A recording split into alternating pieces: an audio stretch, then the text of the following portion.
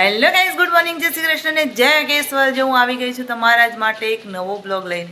અને આજે તો રવિવાર છે એટલે બ્લોગ પણ લેટ ચાલુ કર્યો છે. તો જો અત્યારથી ઉત્તરાયણ આવી ગઈ છે, હું તમને બતાવું. છોકરાઓ પતંગ ચાલુ કરી દીધા છે ચગાવવાના. પવીબેન હોમવર્ક કરવા બેસી ગયા છે. એક બાજુ બધાની ઉત્તરાયણ નીકળે છે અને અહીંયા અમારું હોમવર્ક અને અહીંયા આરામ ફરમાવે છે. દિવાળીનું હોમવર્ક પણ બધું પતી ગયું, પણ સ્કૂલ હજુ ચાલુ થાય 2 દિવસ છે તો હોમવર્ક આપવા માંડ્યું. એ તો હોમવર્ક તો હાલ જ ને. જો ના બીજી બુકમાં પાછું ભરાવા એને તો બહુ હોમવર્ક બહુ હોય છે પવિત્રા. તો નહીં પવિત્રા? પાછું સારા રાઇટિંગમાં લખે તો પાછું જો એના રાઇટિંગ બતાવું તમને લોકોને. જો રાઇટિંગ સારા આવે છે એના, મસ્ત છે હો, સરસ છે. અને જો ચલો તમને બહાર બતાવું, છોકરાઓ પતંગ ચગાવે છે. પતંગ ચાલુ થઈ ગયા છે, હજી ઉત્તરાયણની વાર છે.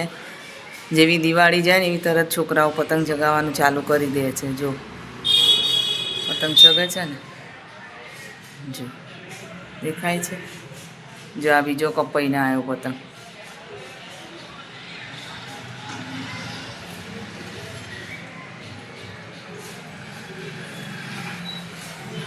છોકરાઓને ખબર નથી પતંગ આવ્યો છે, નકર દોડા દોડી કરે પતંગ લૂંટવા માટે. તો ચલો ગાઈસ, પછી મોડું છું તમને લોકોને. જો ગાઈસ, અહીંયા જમવા બેસી ગયા છે ને વાગ્યા છે 1:30. અમે લોકોએ જમી લીધું અને હજુ હવે સ્કૂલે ક્યાં સ્કૂલ યાદ આવી. બોલો, એમને ક્યાં સ્કૂલે જવાનું? એમને તો દુકાનેથી આવવાનું હોય. આવું છે, છોકરા સ્કૂલે જાય ને.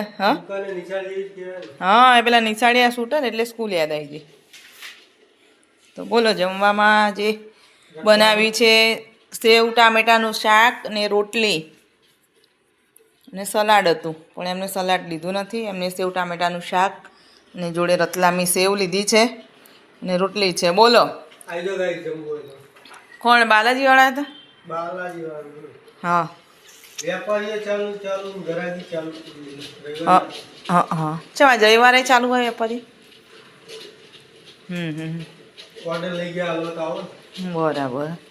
અને અહીંયા જો અમારા પવિત્રાબેન તો લેસન જ લખ કરે. જેટલું લેસન આ લઈને તો એ જ નહીં ખબર પડતી. જો આપણે કામ કરવાનું કહીએ કે ભાઈ કામ કરે તો કે મારે લેસન લખવાનું હોય. તે અમે બાર ભણતા છોકરાને કંટાળો આવે, એવું થોડું હોય.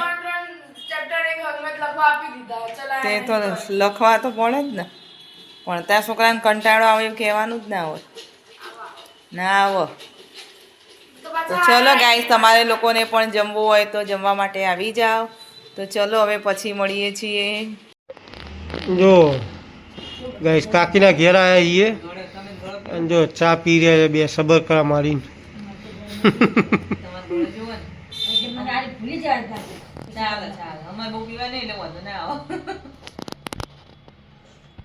જો ગાઈસ, અમારી નણદના ઘરે આવ્યા છે. આ છે અમારા નણદ, આ છે નણદોઈ. જય શ્રી કૃષ્ણ. અને આ છે ભાણાભાઈ. ભાણાભાઈ બોલો કંઈક. મોબાઈલ જોવો છો? હે, મોબાઈલ જોવાના નીચે રમવા જવાનું હોય? રમીને આયા? અને બાન દાદા ક્યાં ગયા? નીચે. હા, તમારે તો સરસ બેસે એવું એટલે નહીં. સારું. બોલો, બીજું શું ચાલે છે? તૈયારી થઈ ગઈ લગ્નની? ચાલુ છે નહીં? હવે નજીકમાં આવ્યા એટલે સરસ સરસ. શું બનાવે લે? આ બટાકા બાફી મૂક્યા. શું બનાવવાનું? એવું છે? ચમ કોઈ બેન, તમારું મોઢું આમાં ચોપડામાં બહાર જ નહીં આવતું. એવું છે? શું શું લઈને આવ્યા?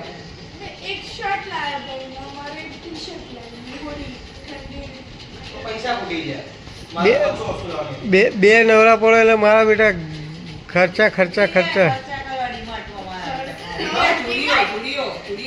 ચો ધૂળિયામાં બચે ને જબરું તમારું 2 જણનું કામ કાંઈ. શું કરે ખુશ? કાકડી છે મારા. ચમ તો સેન્ડવિચમાં મૂકીને ખા ને.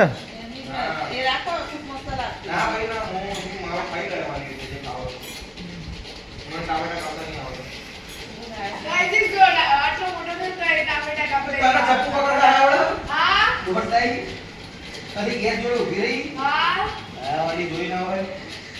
આ બે ટીવી બંધ કર. ચાલ હા, ચાલ અવાજ આવે. તો ગાઈસ જો આજે ખાવામાં છે સેન્ડવિચ અને જો પપ્પાએ તો બનાવી દીધી એમની જાતે અને ચાલુ બી થઈ ગયા ખાવા. હાય ગાઈસ ખાવી થઈ ગયો સેન્ડવિચ. જો ચંપાની એ સેન્ડવિચ બની ગઈ, એ ચાલુ પડી ગઈ, એને 3 ડિયર વાળી બનાવી. મમ્મી બી ચાલુ છે. આપણે બધા ખાઈ લે પછી. તમે લોકો પણ આવી જાઓ ગાઈસ, સેન્ડવિચ ખાવી હોય તો મસ્ત બની છે. તમે કંઈ કહેવા માંગશો પપ્પા? ના ભાઈ પવિત્રા, મમ્મી મસ્ત બની છે. પોતાના તો વખાણ જ થાય ને. તે ખોલ તમે કઈ કરો હું તો ના પાડું. અમને બનાવેલો તમે ખાઈએ ને. જાતે બનાવી દેવાની હોય. ના રે ના. અને નાની છોકરી જતો બનાવી જો આ છોકરી જાતે બનાવી. આ નાની છોકરી છે, આ નાની છોકરી છે. હેલો ગાઈસ, જો વાગ્યા છે રાતના 12 વાગી ગયા ને. તારા પેલા સર્વે વાળા શું રોડના ના તો ચો હો છેલ્લા ઉપર ગટર ઉભી ગટર જો તો સર્વે વાળા છે શું. તો ચલો હું અહીંયા મારા બ્લોગનો એન્ડ કરું છું. જો તમને મારો બ્લોગ જો ગમે તો લાઇક શેર અને સબસ્ક્રાઈબ જરૂરથી કરજો. તો હવે કાલે મળીએ એક નવા બ્લોગ સાથે. તો ત્યાં સુધી બધાને બાય બાય, જય શ્રી કૃષ્ણ અને ગુડ નાઇટ.